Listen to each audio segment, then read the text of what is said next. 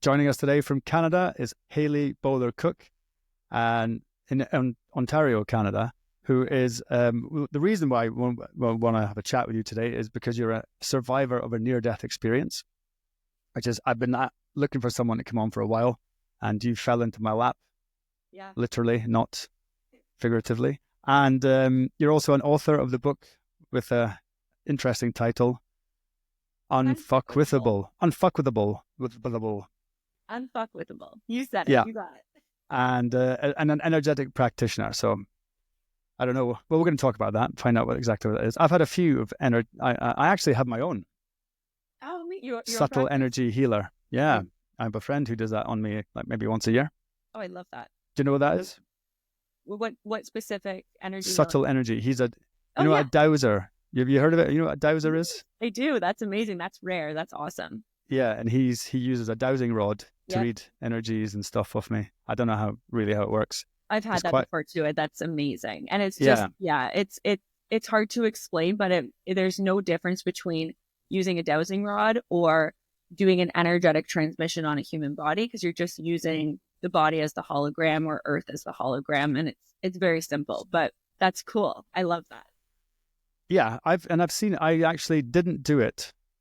I watched my friend do it once, who was in a really bad place. Low.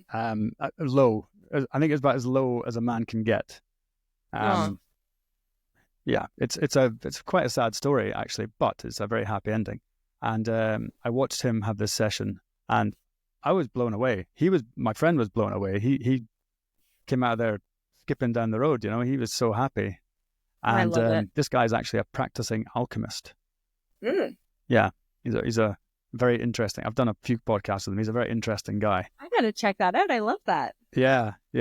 And I get another one who just kind of comes into your life when you need them the most in one of these things, And so I thought, well, you know what? I said, I feel fine, but why don't you do me? And then I went for the session. It's about an hour and a half, and so he lives in Chamonix, which is in France, just about an hour's drive, and I'm in Switzerland.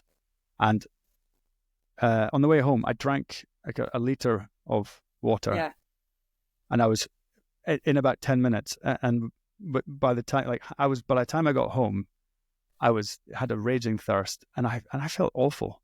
And the next day, it was like I had a flu, and he did warn me. Yeah. And so I don't know what it is. I don't know how it works. Yeah, I feel like it would be good to just tell you and everyone listening. So when you get any sort of energy work, if the person who is providing it really does know what they're doing, I say it to my clients like an energetic surgery. You're getting an energetic surgery. So imagine you went to an actual physician or surgeon and were under the knife, and you actually had a surgery that would change your physiology. The exact same thing's happening in the energy realm, and then it penetrates because of psychokinesis. It actually does penetrate to the physical realm physiologically, and therefore you're getting the same effects of being cut open. So you're dehydrated. You've just gone through surgery. You've gone through an energetic surgery. You need more water. You need nourishing foods. You need rest. You need to be taken care of, and you might feel like shit for a couple of days as you recalibrate. So it's very real. It's a very real thing and feeling. So it's cool you did that, though. I love that. Well, I'm open to all these things. Yeah. I don't mind. I have no preconceptions, and if it works, it works, and if it doesn't, it doesn't. And his works on me, sure. and it worked very well on my friend. And I have a lady coming on soon, next month, and she's I can't remember what she. I don't know. I don't know what the practice is called. Let's say that. But she's clears your energetic field. I don't know what that is, but that's what she does. And she said, I'm very interested to do the podcast with you, but I don't really need any more clients, because what happens is people come on and then the listeners hear that, and then they want to book them. And I say, this one's not going to be able to book. Really? But that's in a couple of weeks' time. I'll be doing the actual healing, and then we'll do a podcast about it. Oh, very cool. Yeah.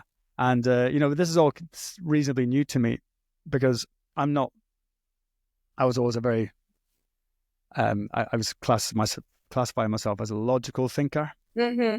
and I wasn't into what you would call the out there modalities and all that. And I like to keep an open mind about things. And now that I'm older and, I'm far less conscious of what people think of me. So I don't think doing all these things. You're unfuckwithable.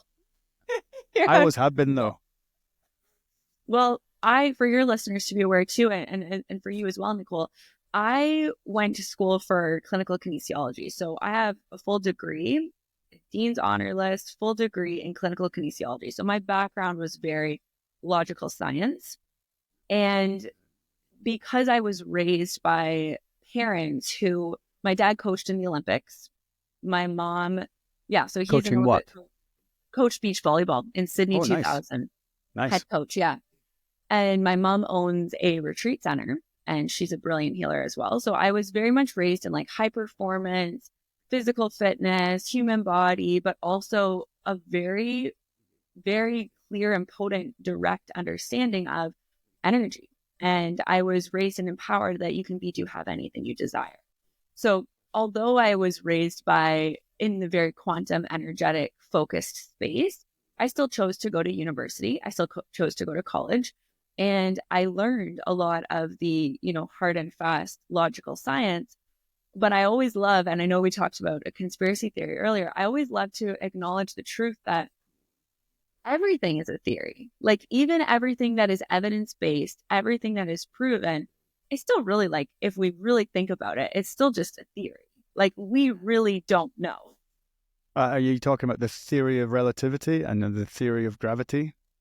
I'm talking about like both theories. Even our understanding, our understanding of anything is, there's so many biases at play. I feel like we need to just, and that's why I wrote Unfuckwithable. I feel we need to get to our own center and get to our own truth and be unwavering in that and be unfuckwithable in that and let that guide us, because we're never going to fully know. Theories are changing. Evidence is changing. Let's get clear on who we are. Let's get clear on what feels true to us, because there is a law of resonance, and that resonance is when someone's speaking truth, you feel that truth, and that resonates in your being. So if we know what our center is and we're grounded and anchored in our truth, we're not going to get swept up when a politician or a talking head's saying, oh, go get this vaccine or go do this. We're like, we know who we are, and we're going to make the choices that align correctly with our own center. So I studied it all in university and college, and I continue to study it through my own direct channel, through my own direct access to source intelligence. And as we're talking about the near-death experience, we're about to talk about that. That in itself was an entirely awakening experience to understanding personally things that I can't articulate in language and have you fully understand it because you didn't fully experience it. So it's theoretical, it's experiential, like let's just enjoy life for our individual experience. And then hopefully, the company Uplift Lifestyle that I founded and that I'm the CEO of, our company is all about raising the collective consciousness. So hopefully we have an individual, beautiful experience, and then we want to share that with the collective. We want to uplift the world and make people feel better. That's what I'm here for. But at the end of the day, like we're just having our own individual experiences. You mentioned center, and I hear that. I've heard that, on Instagram videos and what have you. Can you just tell me what that is? Because I'm down to your center. Yeah. Yeah. What is it? Why don't I just real quick take you through an exercise, and everyone listening can access their own center. All right then. Yeah. So go for it. If you're not driving and you can close your eyes, it would be really powerful to close your eyes. If you can't close your eyes, just get 1% more connected to your own being. So how can we get 1% more connected to our own being? Let's place our hand on our heart. Maybe if that feels too edgy for you, maybe you can just start to massage your neck. Maybe you can start to breathe in a really therapeutic way. Big inhales. Big exhales.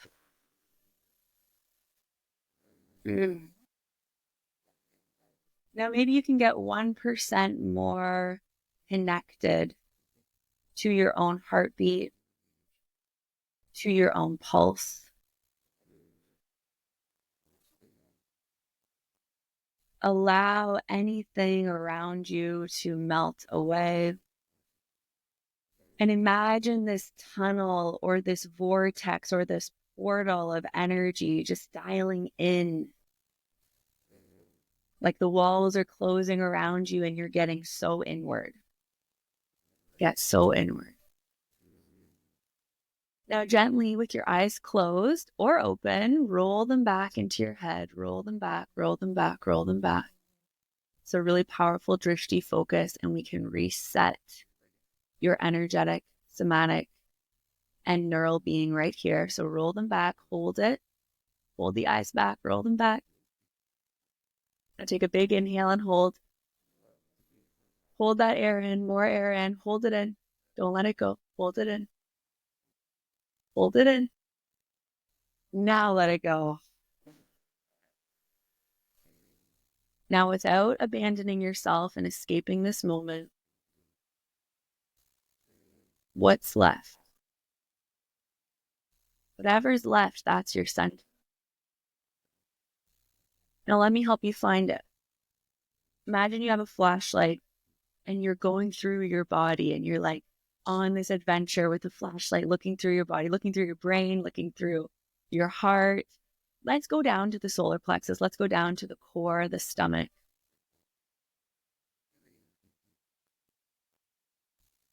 Now let's drop the flashlight. Let's get out of the brain. Let's get out of control. And instead, with your own hands, just hold your stomach. Maybe there's an affirmation.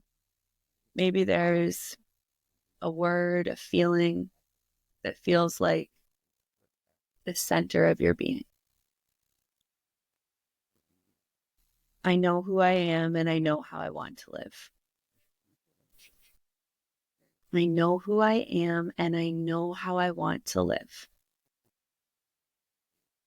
If you can answer that, you have found your center. And just like the heart communicates to us through heart math, every cell in our body, because the body is a hologram, is communicating to us, even our pinky finger. And the body and the heart, that is oneness, that is connected to all that is, communicates usually in one word, not this drawn out sentence that your mind came up with. It's usually one word.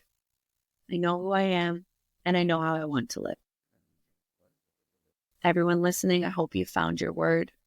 If you haven't found your word for whatever reason, come talk to me. I'll help you. But did you find your word? What was it for you? Free. Free. Love that. Yeah. Is that a good one? You heard that one before? It's probably quite common. Well, that's what's so beautiful about heart math and communicating with your being is it's usually like love, peace, free. And it's because that feeling that we're feeling when we're actually in our center, it's so far beyond logic and language that our mind now and this connection of let's create a word for it, it can only come up with the simplest free, love, peace. But there's a vastness that you're feeling when you're connecting to that freedom. And your body's probably, and we talked before, you live in the mountains, you're into nature, you're out in nature. That freedom is probably something you could write a paragraph about what freedom is for you, what that feels like and looks like for you. But right now your body's just saying free. So for everyone listening and for you, how can you infuse freedom into your day, into your life, moment to moment? How can drinking this coffee feel freeing? How can stepping outside and looking at the sun feel freeing? How can doing any tangible task you need to do in your career, in your job, in your day to day, make that freeing? When you're taking care of your children, make that freeing. Free is your word, free is your vibe, free is your center. Now infuse freedom into your being and every single thing you do each day. And you're going to live a lot better. There you go. There you go, folks. giggling to myself whilst doing that. I imagine, because there's a lot of, because I'm ex-army. I used to be in the British Oh, Army, wow. and I just imagine a bunch of the old soldiers finding their Santa right now. Oh, I love that. And I they could just deserve to imagine. find it. Yeah, they deserve to find that. Some Damn. will, for sure. All right. I know we've got quite a limited time. I know you're a busy lady and all that, so we'll come back to that, because I find this all very interesting too. But as I said, I read a book, and I'm completely blanked on it. You'll know the book, but it's about people who have near-death experiences. Many It's funny because I'm lives. a reader, and All this right. always surprises people. Back when I was in university and college, I would read a lot, but I direct channels, so I don't read a lot. It just this past summer I started reading. So after my near-death experience, I was like, let me start to read. But I don't know exactly which one you're talking about, but I know that there are quite a few books written on this. And since my NDE, a lot of people have been like, you should read this book. You should read this book. This is exactly what you're describing. So share more about that, but they really are similar experiences. Well, it's just, I don't know why. It's sometimes a topic will attract me, and I think it's called Many Lives, Many Masters. And there's a doctor. He's a professor in University of Miami. He's a psychiatrist or a psychologist, and I think he was doing past life regressions or something to find out, because there was people, and he was using that for treatment, and he wrote papers and stuff on it. But it was just very interesting to hear the stories, but he had great success. So it's anyway. You know what? There's a lot we don't understand about how the world works, and but that's so. There was quite a few of these things. Actually, that might not have been too much about NDEs, but anyway, it doesn't matter. I read some other stuff about that as well. But as a near-death experience, basically what I'm fascinated about is what happens when you die, what happens on the other side, and there you go. Let's hear it. Okay. So I like to paint a picture for people so that it can relate to your life, not just scare you, but pretty much as human beings, we're so powerful, but we're also so vulnerable at all times. And I share this story with you, and I want it to feel tangible and relatable to you, so you can also get this spiritual awakening that I received just by hearing the story. So this happened in March. My near-death experience was March of 2024. It was March 20th of 2024. For anyone who's listening who's into astrology, it was 2 weeks into my Saturn return. So you don't need to understand that. We don't need to go off on that. But anyone who's listening to astrology is going to be like, holy shit, yes, I get that. So I was 2 weeks into my Saturn return. In the months leading up, and even the years leading up, truly and honestly, to my near-death experience, this is the type of woman I was. Very high performing, very high functioning, very high level. Every part of my day was scheduled.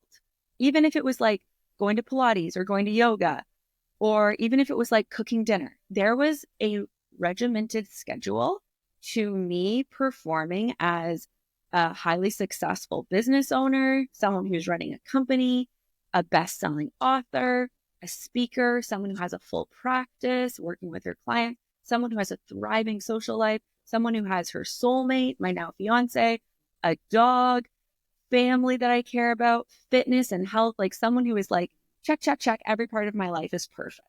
Okay. For years, through college, through university, through my personal training company, I also had a tech company. And then I started my practice, my podcast, everything that I do now. I have been like, how can I be the best of the best at what I do? High functioning, high performing. Okay. Which is amazing. And I love that part of myself. However, it didn't leave a lot of room for asking for help. It didn't leave a lot of room for vulnerability. It didn't leave a lot of room for rest. Okay. Even when I would rest, because I know how important rest is, I work with the soma and the spirit and energetics every single day. I work with the human body. I studied it for 6+ years traditionally, and then 10 years untraditionally. I know how important rest is. But even my rest was structured and regimented. It was like, okay, we're going to go to the spa for 2 hours. We're going to chill out, and then we're going to get back on our butt, right? So there was this very strong masculine energy that was leading and guiding my life, which again, I'm grateful for it. coming up in the weeks leading up to my near-death experience, I had actually probably in months leading up, I had like low grade heart tension.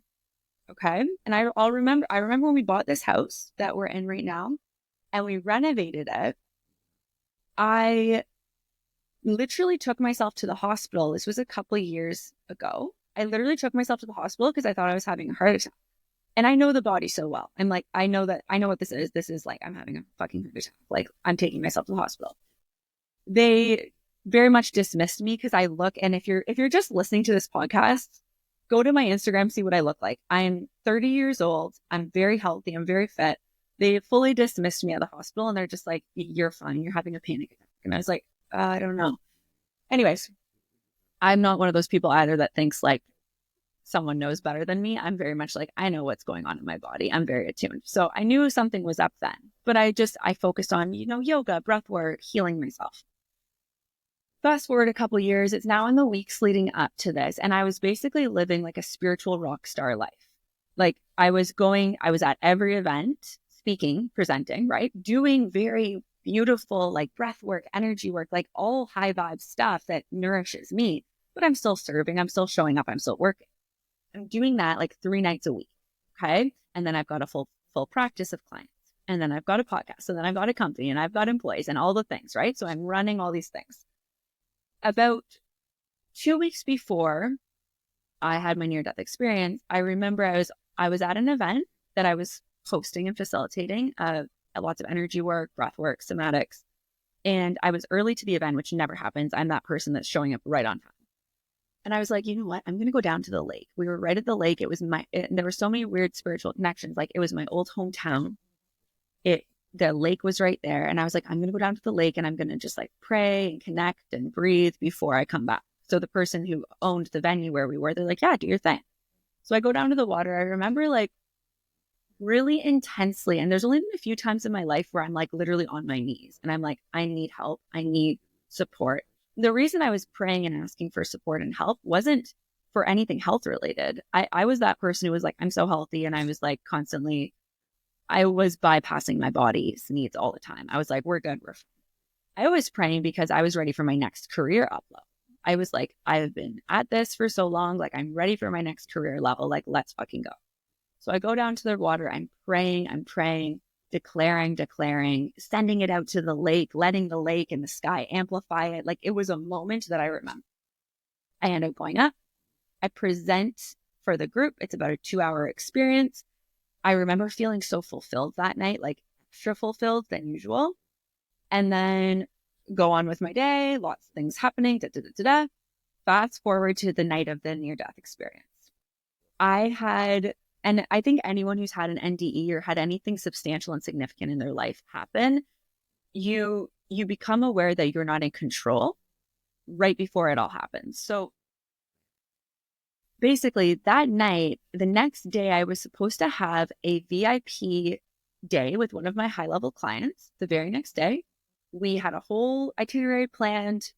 It was all scheduled. Me and my assistant had been scheduling things. Me and the venue had been scheduling things. Like, again, high functioning, high performing. I'm like, this is happening.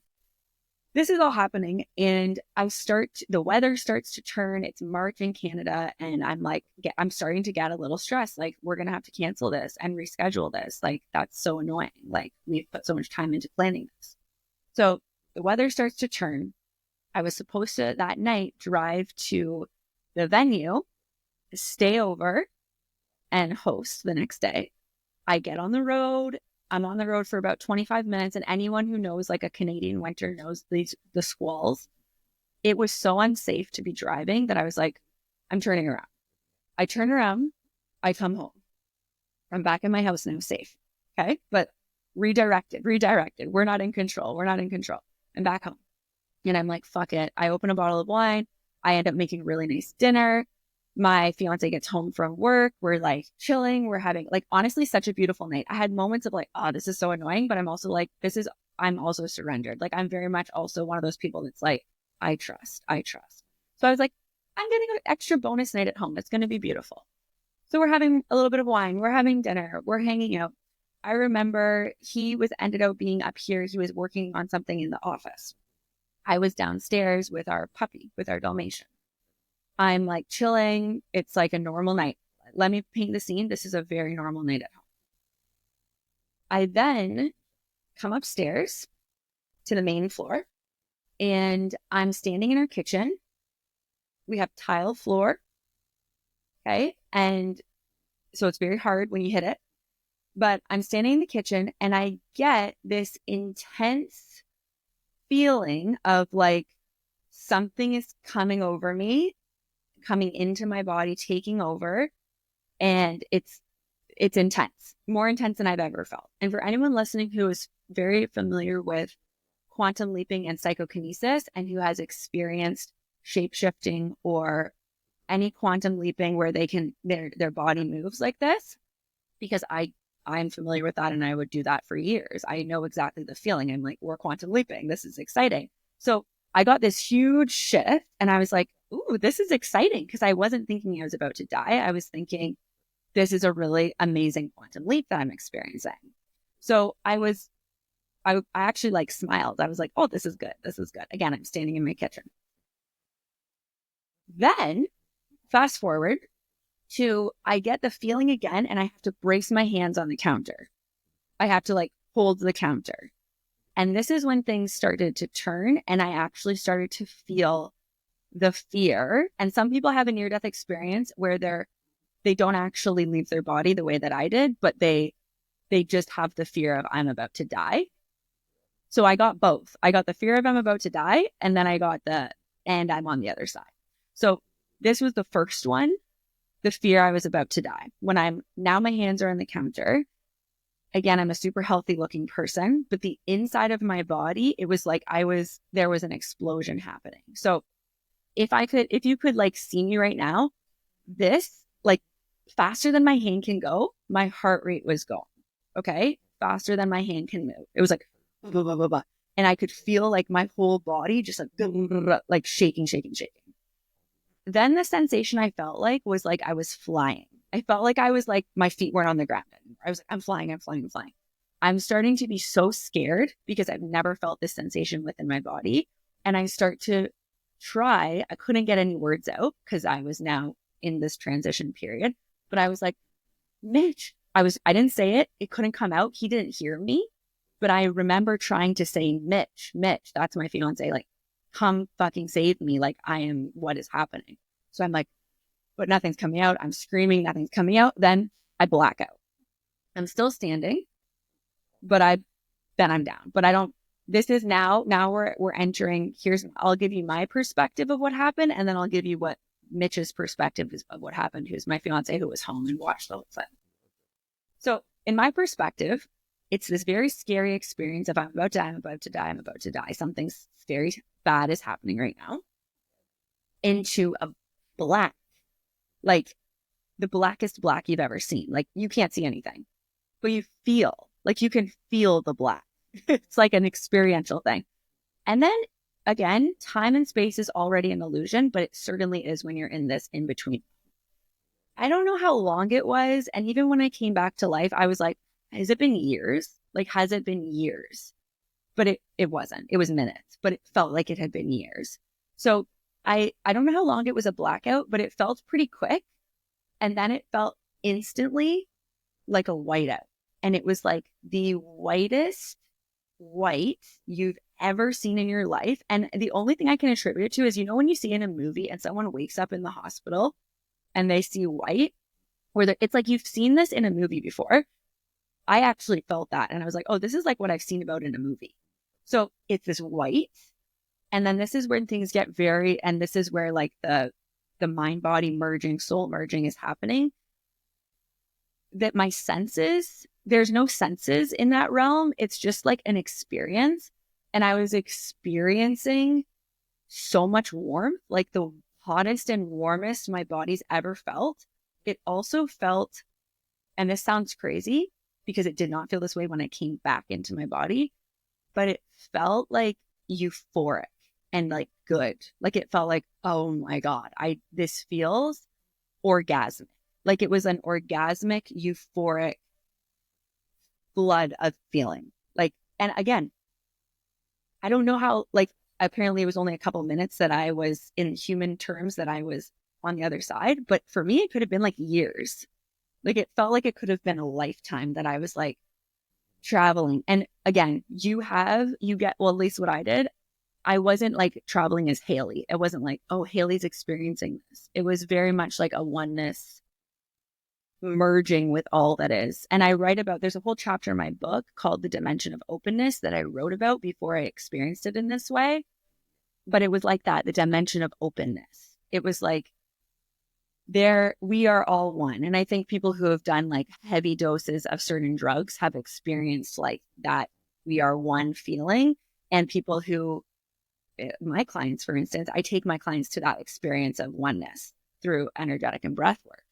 But I felt it in a way that I couldn't have ever consciously taken myself there. I've done so much hypnosis. I've done so much theta transmission. I've done all the things. I've never felt what I felt in that experience. So is everyone still with me? Should I give them? Yeah, we're still okay. We're here. So I'm in this like sea of like bliss and euphoria and orgasmic pleasure and white and warmth, and like it feels so good. And now some people I've heard get this moment of choice where it's like you can come back to your body or you can stay. You know what I mean? Like some people get that, apparently. I've heard in NDEs they get that Me choice. too. I don't recall ever getting a choice. I recall it was like, and you're back. It was like you went and you came back. And I love that I came back. And I'm so happy I came back. But it wasn't like I don't have any memory or recollection of like, I'm choosing to come back now. It wasn't like that. So to give you a little bit of an idea, well, to summarize that, oneness, love, soul merging, I would never be scared to die now, like ever. Like, I'm so happy I'm here on earth and I appreciate it more than ever. But that was like an amazing journey and experience. It opened up a lot spiritually for me just from that journey alone. But what also opened up a lot for me, and I think a lot of people have an NDE or actually do die and come back, is their experience coming back and the experience of like, I'm so happy I'm alive. And I'm so now grateful for like, I remember there was a time when like right before that, I was like, we need a new house. Let's build our dream home. We're up leveling. When I came back, I was like, I'm home. Like, I was like, I'm so grateful for our home, you know, like the level of like, and then when I was in the hospital, like for 2 full days. I was like, I just want to go home. Like, I love my home. I love my man. I love my dog. I love my career. I love my life. I just want to like, I want my clothes. I want my blankets. Like you're so appreciative for the things that we often take for granted especially I'm in North America. It's like a very like next kind of vibe here. And I'm just so grateful for coming back to it. So basically the transition back, and I'm like looking at the room, like we couldn't even go in this room for a while. It was like so weird and scary. And I still go in there and like reclaim this space of like, I'm alive and I'm staying alive.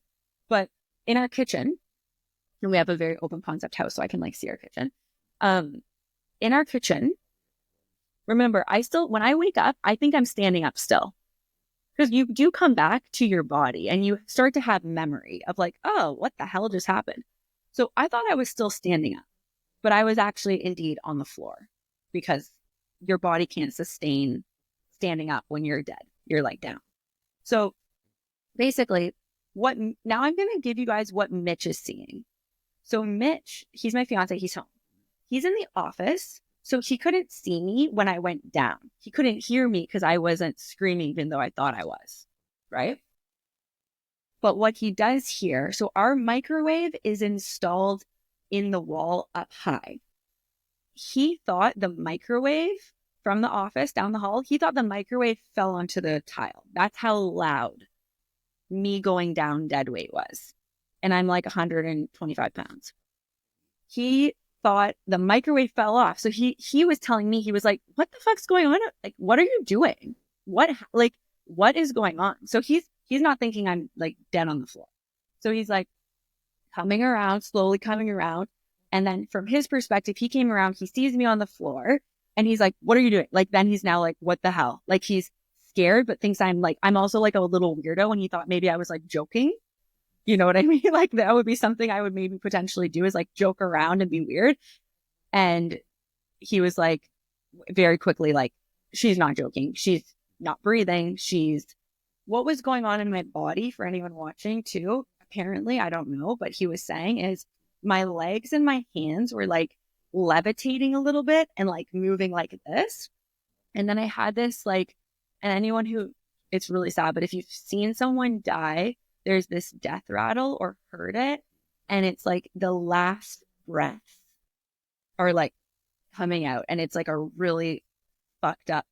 I'm glad I didn't have to hear it, but from what Mitch was describing to me, I'm like, I am so glad I didn't have to hear that or see that. Like, I never had to see myself that way, right? It's hard for, the love of your life to see you like that. And that there was a lot of like healing that he had to do as well, like seeing me in that condition when I'm like a healthy person. So, and we've been together for almost 12 years. Okay. So basically, he's now on top of me, shaking me awake, like anyone would do if you see someone you love that's dying or dead or whatever you would want to call it. You would want them to be back alive. So you're shaking them. So that's what he was doing to me. And like, my dog was apparently like on top of me and like freaking out. And like, it was just even though it was a beautiful spiritual experience, I don't want to undermine the reality of the physical realm, and the human experience was a very traumatic time for specifically Mitch, my dog, and then me when I came back into my body because I was in a lot of pain. So he's trying to shake me awake. He's not tracking time. The doctors are like, how long? And he's like, I don't fucking know. Like, this is my love of my life on the floor. Like, I'm just trying to shake her awake. But we end out doing the math, and we think it was just under 2 minutes, minute and a half, 2 minutes that this was going. But for me, again, in the spirit realm, it could have been years that I was experiencing. So when I came back, and this is where I should start reading near-death books because I'd be curious on other people's experiences. But for me, my vision came back first. So I was on the floor. Oh, and my eyes were open the whole time, by the way. My eyes were open the whole time. My pupils were completely black. So I have blue eyes. I had no blue eyes. I have black, according to Mitch. My eyes were black. I was purple. And my eyes were open. So, but when I tell this story and I'm like, and then I opened my eyes, and Mitch was like, your eyes were freakishly open the whole time. And I was like, okay. But for me, it felt like I opened my eyes. It felt like I can see again because I got my vision back. Like, the blood came, I could see again. And that's when, and it came back foggy. It didn't come back like, hello, you're here. It was like very slow. I started to notice my house. I'm like, I'm home. And then I started to see, like, I have a Dalmatian. So she's right in front of me lying in her bed, but like, she's very obviously a Dalmatian. I could see like the black and white spots off to my right. I could see Mitch's body off to the left. And I could see that I was in my kitchen. I didn't know I was on the floor yet. I couldn't quite establish that. Then and I still, at this point, I remember I was like smiling, or maybe I wasn't, but I felt like I was smiling. I felt like, I feel so good. Like, at this point, I still felt really good. So I could see now, and I felt really good. Then I could hear. So my hearing came in next. And that's when I got really scared, because I could hear Mitch freaking out. And like, I've never seen him freak out like this. We've never been through something like this. So he's like screaming and freaking out, and that's when I'm like, what? And then I'm now like, and then I remember hearing, and then I'm like, what the fuck? Like, why are you freaking out? And then when I moved like that, I got my feelings back in my body. So the feeling sensation, the pain body, as it's called in psychology, the pain body came back. And that's when I got really scared, because I was like, and then I put my arm back down, and my whole left side of my body felt like it was on fire. It felt like I had been hit by a car. It felt like my body was on fire. my head. And then I started noticing my head was killing me. And Mitch was holding my head. He wouldn't let my head go because he was very sure that I, like, what's the word? Paralyzed. He was worried I was paralyzed or something just because of the way I was. So he was like holding my head, and we didn't know if there was like a puddle of blood under my head or what was under there. Because again, it's tile floor. We also are counter to its quartz. And I had the bruise. The bruises told a story on my body that like I hit the counter and then I hit the ground, and it was just like scary. So anyways, I now get my pain body, and I'm terrified. I'm like, what the hell just happened? I'm not thinking, oh, that was such a great spiritual journey. I'm like, what the fuck? So Mitch is like, I'm calling the ambulance. I'm calling the ambulance. And I was like, call them now. Like, I was like, yes, call them. So the ambulance. Okay. So then there's this interlude where he's on the phone with the ambulance, and I start to get flashbacks of the journey I was on. And I start to feel that feeling of like euphoria and joy again, even though I have all my senses back and I'm in pain. I was kind of like, okay, this was kind of like a cool experience. Like I had this weird, like psychotic feeling of like, that was good. That was a gift. That was like, whoa, that was awesome. Like I had that weird feeling, right? Which I know why I had that, but to like Mitch, if I said that, he'd be like, yikes, like this, we're taking her to the hospital. So then the ambulance come, they're on the phone too. They're like, don't touch her. Don't move her. Then the ambulance come, there's two men. They're like, it's serious. And that's when I'm like, oh, this is serious, because I'm still kind of like, that was cool. And they're like very stern, like, you shouldn't be moving. Like they're holding me, they're moving me, they're carrying me. They take me in the back of the ambulance with the sirens and everything. And we're going to the hospital. And then we go to the hospital. And I remember, and I was there overnight, but I remember like, and then I went home for like a couple hours, and then I went back, and then I was there for the full day. But I remember like lying in the hospital bed and feeling everything at once, feeling like I'm so grateful to be alive, feeling like I'm so scared. What's wrong with me? Like, is this going to happen again? Because the biggest thing for me was like losing trust with my body and feeling like at any point I could just collapse and die. And not, it really came with no warning. It came with like that weird feeling, and then that insane heart rate, which was like a matter of seconds before I was unconscious and dead. So it was really scary. And also I was just like, so happy to be alive. Like I felt euphoric joy and appreciation. I felt fear for my life. I felt like my whole life was flashing before me. I felt like, who do I want to be now? How do I want to live? What's even important? Like it was a journey. So I think I'm going to say that for now, and then I can answer more questions and talk more about it. But let me just let you digest that. Yeah, I've got a couple of questions. First off, what was it? When was it? No, what? Okay, so yeah. So after the testing at the hospital, I had to do like CT scans and all that.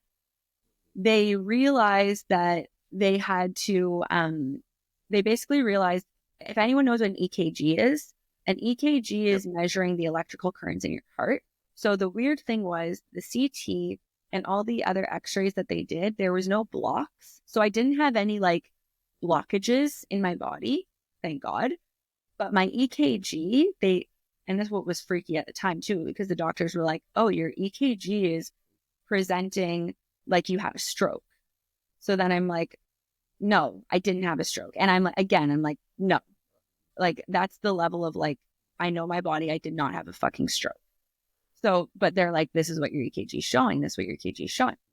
So then they go and they do this, like, I don't remember what it was called, but some sort of blood test where they check for, again, I was like poked and prodded, but they did a specific blood test to see if I had a stroke, to see if there was this level of like, I don't know if it was thrombonin or something in my blood, but they were like doing this test. That came back negative. So it was a medical mystery, let's just say that, at my local hospital. I ended up having to go to a specialist, the best in Canada. But at my local hospital, it was a medical mystery. The CT scans not showing anything, but her EKG over and over, they ran like 4, is showing that she's had a stroke. It's like a flipped T wave, all these bad signs, okay? And then I do the blood test that would easily say, yes, she's had a stroke. It said, no, she has not had a stroke. So then I'm still like, I'm starting to piece it together spiritually of like, I know what's going on. I know what this is. But my family, even though my family is very spiritually connected, they're like, we need to get answers and make sure you're okay. So we had like a connection to the best. There's a specific type of doctor. It feels like such a long time ago now, but there's a electrocardiologist or something. It was a specific doctor that really just looked at EKGs for his living. Like his whole life was the electrical current of the heart. And that's what mine was about, was the electricity in my heart. It wasn't about the pump. It wasn't about the muscle. It wasn't about the blood. It was about the electricity. So I ended up getting through to a specialist in Toronto. We ended up doing a bunch of testing there. And I remember the day in there, and it was very scary as well, because my doctor had taken my license away. Lots of things like that. I was like, wow, my life is changing really quick. I'm like the freedom queen of freedom. And now it's like, can I go on an airplane? Can I drive? Can I do anything? And because my doctors were really scared, they didn't know what it was. They were just like, you can't do anything. But the specialist, I remember he was like, oh yeah, I've seen this before. He's like, I've seen this before. And I was like, okay, so what's going on? And he's like, it's rare, but I've seen it. And I was like, okay.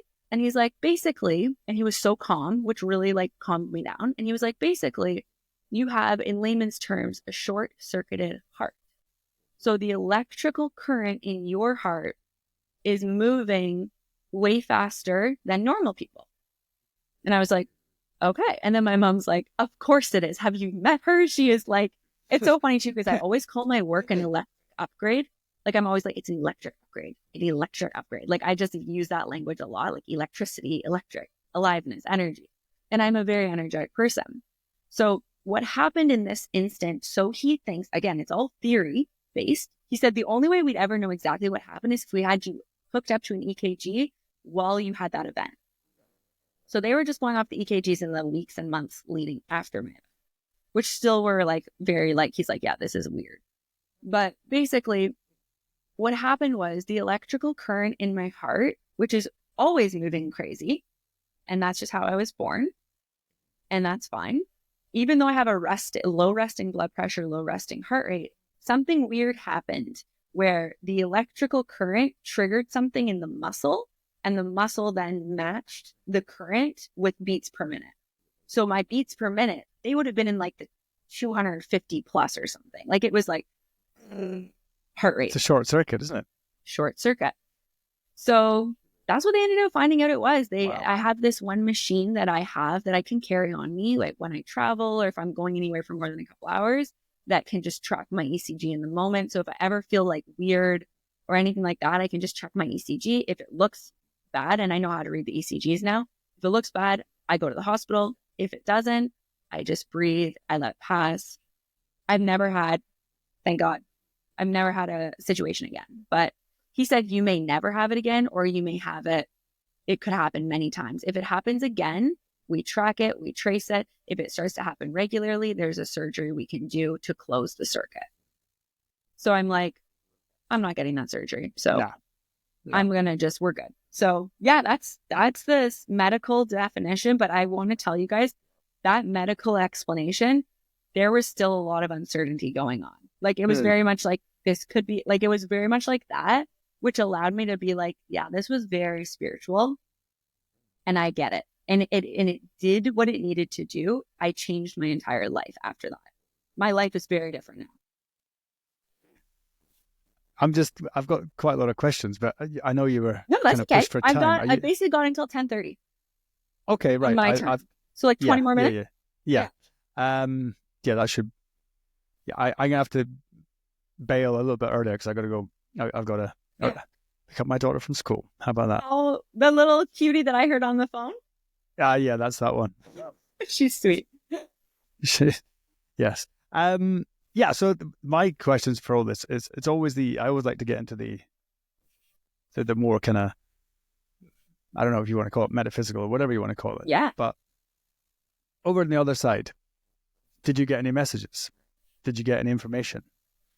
I I didn't. I got a feeling. I got an overall feeling, but I didn't get there wasn't a specific being that came to me and was like, this is what you must do now. It wasn't like that. It was like, I got a feeling of yeah, it wasn't anything like that. And here's the thing, and I want to preface this.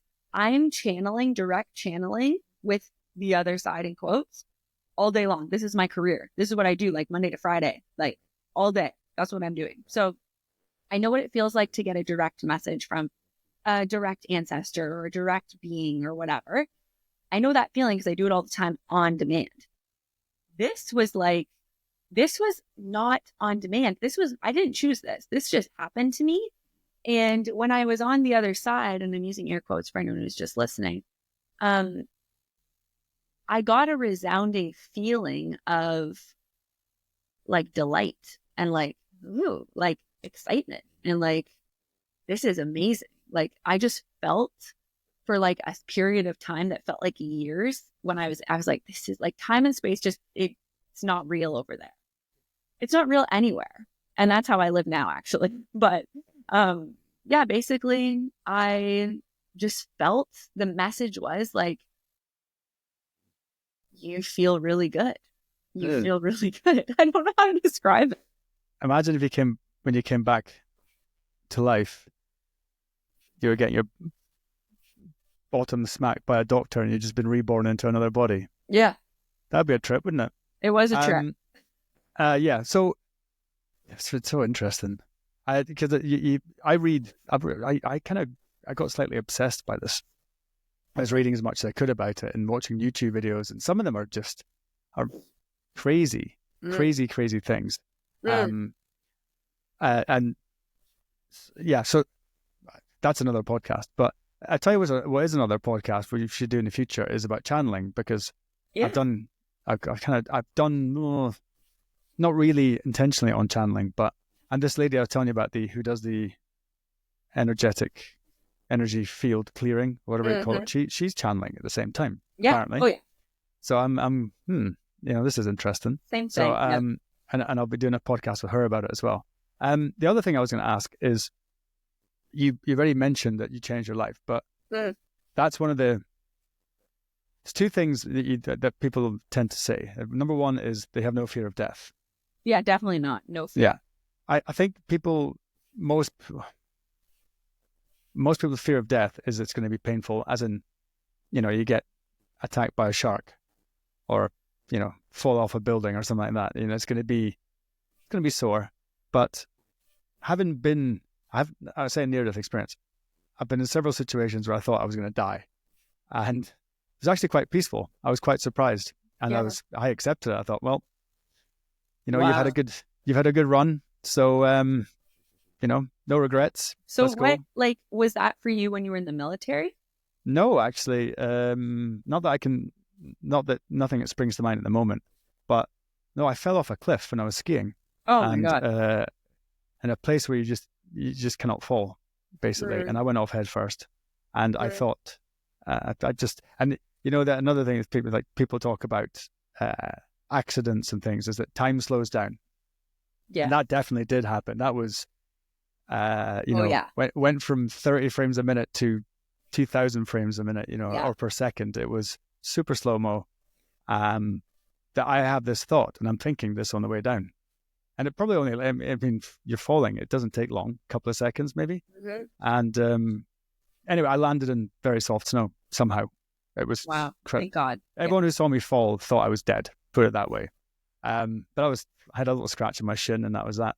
Wow. But I had that feeling, and but it was just an acceptance of well, yeah. And I wasn't worried about the pain. I wasn't worried about anything. So that's my hope, that if something bad does happen, that the angel that comes against you, or whoever it is, grabs you just at that moment, just before the pain hits you. And the thing to note too, just based on the human body, is there's shock that kicks in when you do think you're about to die, and once that shock kicks in, you're not feeling pain anymore. So even if you are getting attacked by a shark, let's just use that dramatic example.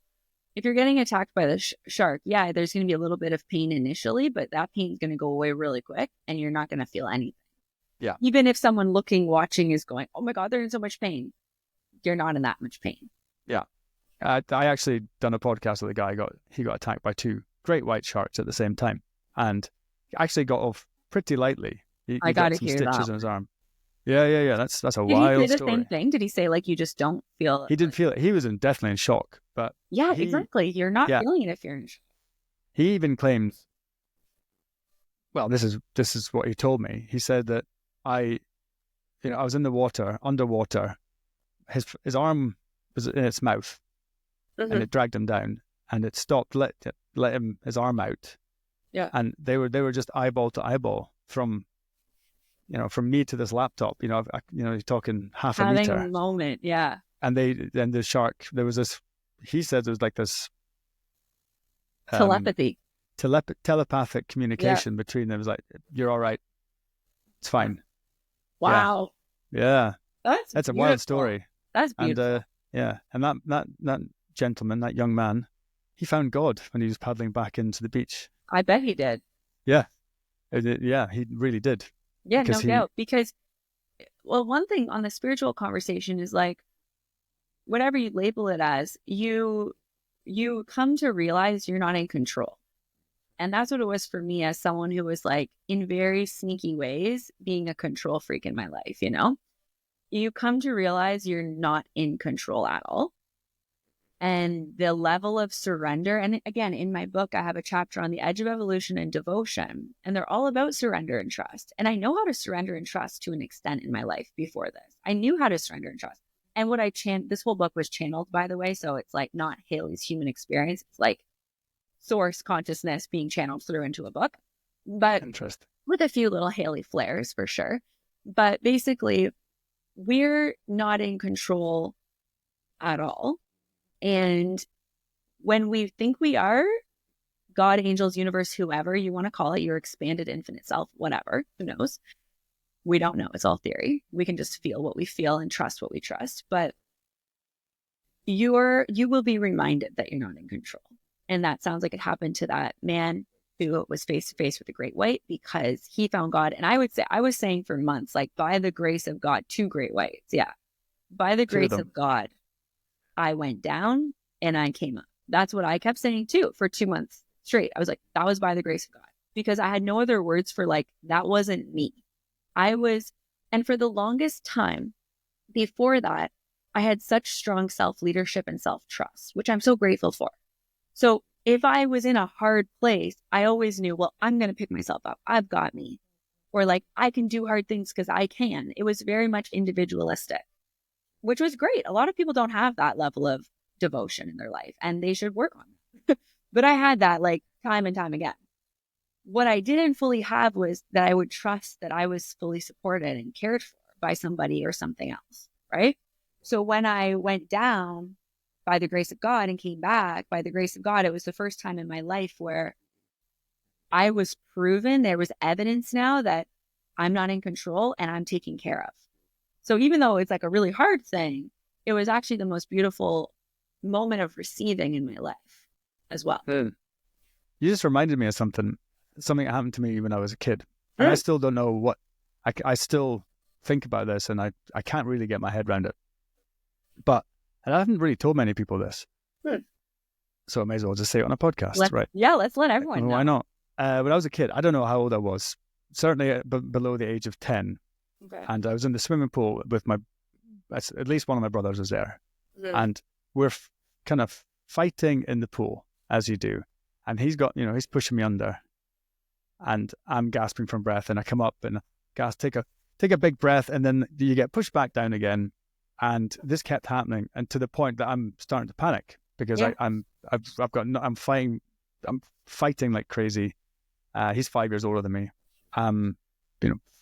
Full of adrenaline and a lack of oxygen, basically. And I remember it. So I was wearing a red bathing suit and I came out. Or I don't know what happened. Let me just explain to you what happened. My experience was I was, in a bad way. I thought I started to panic to the point that I thought there's a really good chance I'm going to drown here. Yeah. You get to that point. And even though I was young, I was fearful for my life. Yeah. And my brother wasn't doing it. He wasn't trying to kill. Well, I don't think he was. Maybe he was. I don't think he was. But and then what happened was suddenly it was like I could see what was happening from a couple of meters away. Me fighting like hell, and I couldn't see his head, but I could see him and pushing me down and stuff. And I could see it from out. Looked like, I mean, it was as real as if someone had been there with a camera or somebody else had seen it even. Yeah. You were probably having an out of body and you're witnessing yourself. Well, it's only sort of, I suppose now really in the last few years. It's surfacing maybe the last few months that I'd had that experience, and that it could have possibly been, it probably was an out of body experience. For sure. Yeah. Because I was in a heightened state of awareness anyway, because of the fact that I was very fearful of death, and that will do something to your brain. And whether or not I was getting whisked out for, like we said just now, that's just, you get taken away before the pain hits you. Yeah, that would be poetic. That actually makes me feel better. You know what I mean? When you hear these stories that I didn't feel anything, and totally, you go, well, good. So it might look like a horrendous death, but you might get it's not plucked out. But it ended because he let me back up, and I'm crying and spluttering, and he probably realized he's gone a bit too far. But that was it. I went straight back in, and I actually was speaking to this energetic healer lady. Yeah, I mentioned that story, and I said, I'm trying to make sense of it. Was it an out of body experience? I don't think it wasn't a near death experience. I don't think, but it was. I'm trying to figure out how if that might have affected my life, or how that affected my life going forward. Having the experience of not being in your body, as in, what's your body for if you can just come out and have a look at yourself from the outside? Yeah. I love that I think it's also interesting that you're at this point in your life, at this era and season of your life, because the brain is a hologram, and infinite information, infinite memories can just be like, oh, here's this memory. Remember this. It's interesting. It's coming up for you now after all those years have passed. You probably didn't think about it a lot as a teen or as a young adult. Barely thought about it. You never thought about it. But now, as you're in this new era and season of your life, and maybe your own spirit is opening up, your body, your energy, things are shifting. This holographic memory is now just like, boom, remember this so vividly. Like, you could describe it. You just described it to us so vividly. It was like in 4K. Yeah. It was that vivid. So precise. And that level of precision, it also, what you mentioned something really interesting too about like how the time slowed down. And I think, and you felt, because you're so tuned in, you're so attuned when you're about to die or when you're in such fear. Like, I've heard of people too, of like, they see like a mountain lion, and like that's enough to just like shift their physiology, and all of a sudden you're fucking superhuman. You can run faster, your eyes are dilated. Like, you got so close there, and it was so scary for you that you accessed these superhuman optimized states of aliveness. Now, I think it's interesting that information has come to you. How can you practice accessing that level of optimization and aliveness while you're completely safe and doing well in life? Like, that's the superhuman vibe. And like, that's how you can also really create beautiful things in your life, manifest, create whatever it is, when you're like, I'm fucking superhuman and I can access those states. And that's what psychokinesis is. People who are accessing these states without doing it unconsciously, they're consciously doing it. And you can consciously do that. You can do it. So it's like, why not be that high level precision version of you now? I mean, I would love to. Yeah, that's the thing. Yeah. I think maybe we should speak about this. Sure. Not on a podcast. Let's say. Let's have a wee chat about it. Private conversation. Got it. Yeah. Just because based on what we just talked about, but we didn't really get the chance to talk about your book, which means you will have to come back on some. Everyone just go buy the book. That's all. Yeah. $33. I'll have to read it. It's going to be the best decision you've ever made. But Haley, sadly, I'm going to have to go and Yeah, we got to pick up wrap my this up. daughter. I just loved this. I loved this so Thank you. Me much. Is too. there any final things that I should say, or? Just where people can find you. How about that? Okay. So you'll probably link some links in the Yeah, show I'll notes. link it all in for you You'll for do it sure. all. But basically, I'm the most active on Instagram. So I have a personal brand and then my company and then my practice. So you're hearing all this quantum physics. You're hearing all what I do in my practice. I also have a very strong personal brand that is very related to being a speaker and an author. So you'll go find me on Instagram at uplift_lifestyle. My name's Haley Bowler-Cooke. You can find me by my name, Haley Bowler-Cooke. You can find me by my brand, Uplift Lifestyle Incorporated. So, well, I'd say follow me on Instagram and we'll link the rest. Yeah. Okay. Perfect. And yeah, if you're up for it, let's good to talk about the book. I think I'm very interested now that I heard it's channeled. But we'll talk about this after. Yeah, we can do another episode. I'm very happy and thankful you came on. It's thank you for your time. You sound like a very busy young lady.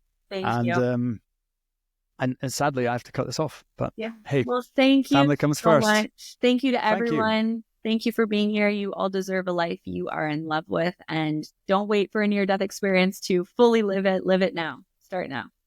Good advice. Thanks for listening, and thanks for being here, Haley. Thank you. All the best.